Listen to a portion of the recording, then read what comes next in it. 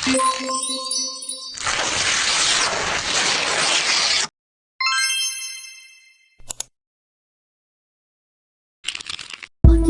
di sebuah desa di daerah Jawa Tengah, hiduplah seorang janda tua bernama Mbok Srini. Beliau sangat kesepian karena suaminya telah meninggal dunia. Ia sangat mengharapkan seorang anak untuk menemani hidupnya. Suatu hari, ketika Mbok Srini sedang berdoa, raksasa tidak sengaja mendengar doa Mbok Srini. "Aku bisa mengabulkan permintaanmu, tapi tentu ada syaratnya. Apakah kau bersedia?" kata raksasa menggelegar. Dengan gemetar, Mbok Srini menjawab, "Baiklah, aku bersedia. Rawatlah ia dengan baik. Beri ia makan yang banyak supaya ia gemuk.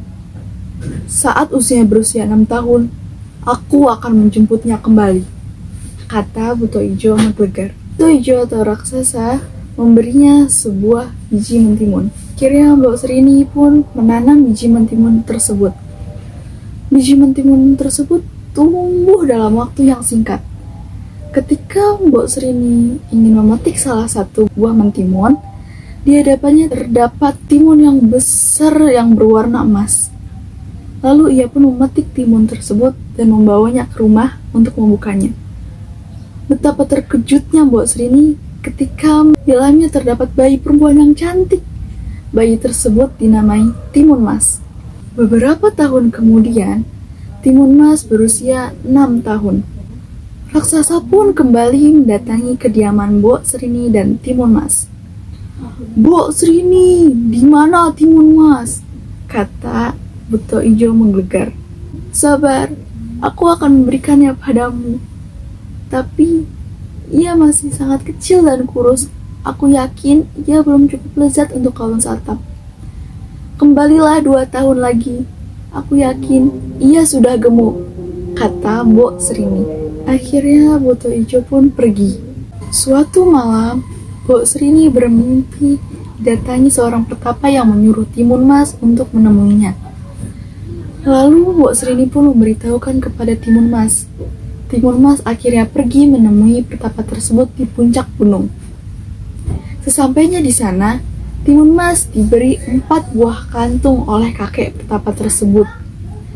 Setelah menerima 4 buah kantung tersebut, Timun Mas akhirnya pulang ke rumah. Hari yang dinanti-nanti pun tiba. Raksasa kembali mendatangi kediaman Mbok Srini dan Timun Mas. Timun Mas lalu lari sekencang-kencangnya. Timun Mas membuka 1 buah kantung. Kantung pertama isinya adalah biji mentimun. Biji itu dilemparkannya dan tumbuh menjadi ladang mentimun yang sangat banyak. Membuka bungkusan yang kedua yang isinya adalah jarum-jarum. Jarum-jarum itu dilemparkannya dan jarum-jarum itu berubah menjadi bambu-bambu yang sangat lebat. Lalu Timun Mas membuka bungkusan yang ketiga yang isinya adalah garam. Garam tersebut dilemparkannya ke arah raksasa dan berubah menjadi lautan yang sangat luas. Raksasa harus menyeberangi lautan tersebut untuk mengejar Timun Mas.